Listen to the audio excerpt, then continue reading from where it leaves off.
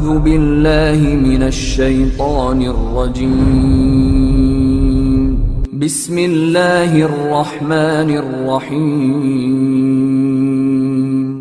Saya mau tanya Ustaz, apakah harus dalam sholat jahar makmum baca surat Al-Fatihah atau boleh tidak membaca? Kalau saya lebih tenang tidak membaca di saat sholat jahar. Ini memang ada khilaf di kalangan para ulama. Seingat saya mazhab Syafi'iyah tetap mengharuskan seorang membaca Al-Fatihah meskipun dia jadi makmum dalam sholat jahar. Contohnya sholat maghrib, sholat isya, sholat subuh. Namun saya lebih condong pada pendapat mazhab Hanabila bahwasanya seorang yang tatkala sudah jadi makmum dan imamnya membaca dengan jahar, maka dia tidak perlu membaca lagi. Cukup dia mendengarkan bacaan imam. Kenapa? Karena imam baca buat siapa? Imam baca buat makmum. Kalau imam baca buat Allah tidak perlu keras-keras. Paham? Imam baca untuk didengar oleh apa?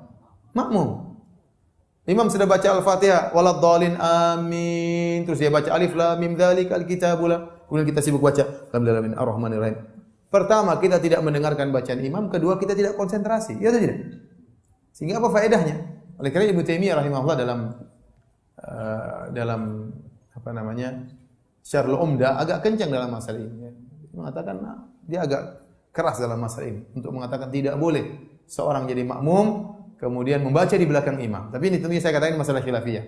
Cuma saya lebih condong pada pendapat bahwasanya seorang makmum cukup dia mendengarkan bacaan imam dan imam memang dibaca untuk didengarkan oleh makmum. Kalau seandainya dia dibaca untuk didengarkan oleh Allah, maka cukup dia baca dengan sir.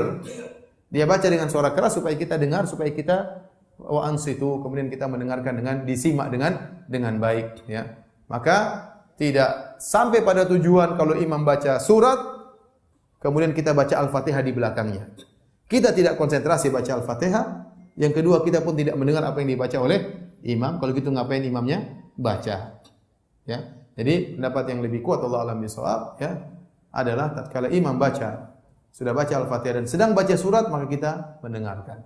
Kecuali misalnya imamnya setelah baca surat dia diam. Sebagian dilakukan oleh sebagian imam meskipun ini pun tidak sunnah, tapi dia diam. Daripada kita bengong kita baca Al-Fatihah enggak apa-apa. Tapi kalau dia habis baca Al-Fatihah waladhdallin amin kemudian dia baca surat langsung maka kita mendengar. Tidak perlu membaca Al-Fatihah di belakang imam tersebut. Wallahu alam bisawab.